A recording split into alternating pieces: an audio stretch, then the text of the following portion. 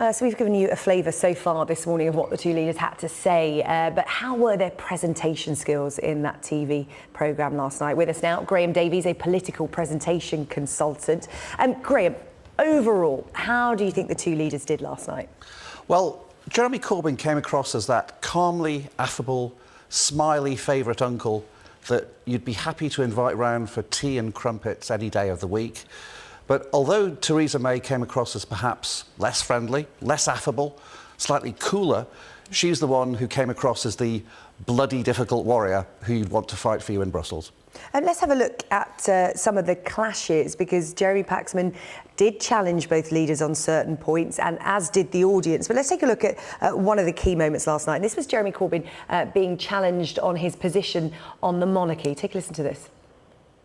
There is nothing in this manifesto about getting rid of the monarchy, which is another thing you believe in, isn't it?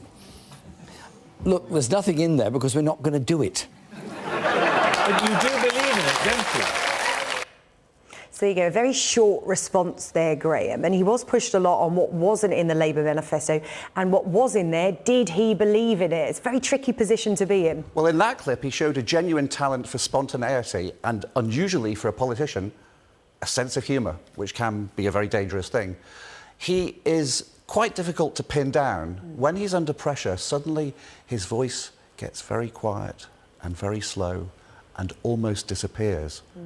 And then suddenly he has that expression on his face that suggests he's having a really bad attack of indigestion. And that's when he's absolutely at his very weakest presentationally. Not a good look for anyone, never mind a politician. Indeed. Turning our attention to the Prime Minister then, the audience were fairly restrained, weren't they, through the whole evening? But there was that one point where the Prime Minister was heckled by the audience. Let's have a listen to that. In the Labour Party's manifesto, we know the figures don't add up. What is important is that as we look... Costed. You haven't costed. What? Okay, You clearly failed. Just please let the Prime Minister answer. Sorry. So that bit at the end there, you've clearly failed. And did she make a mistake by saying that Labour's manifesto, the numbers don't add up, when it's a pretty easy hit back to say that there are no numbers in her manifesto? Well, overall, she played very, very safe indeed. And the question and answer format from the audience meant that the questions she received from them were very predictable and allowed her to go into pre-programmed 2-minute speech answers.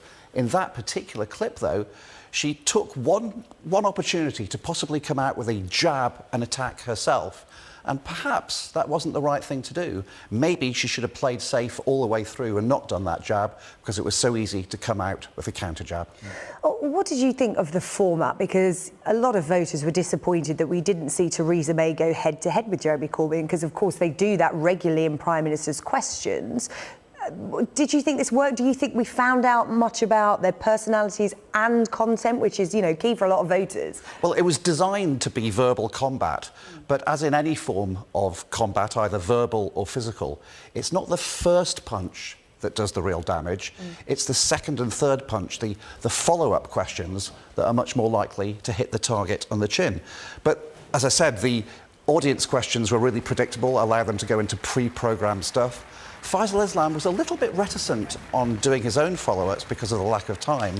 And unfortunately, Jeremy Paxman's 1990 style of continually heckling them with the same phrasing of the same question again and again became very old and very boring very quickly. One name, who do you think won? May. OK, Graham Davies, political presentation coach, thank you very much for your analysis of May versus Corbyn. A full rerun at 8:30 this morning for those of you who missed it. In the meantime, Jack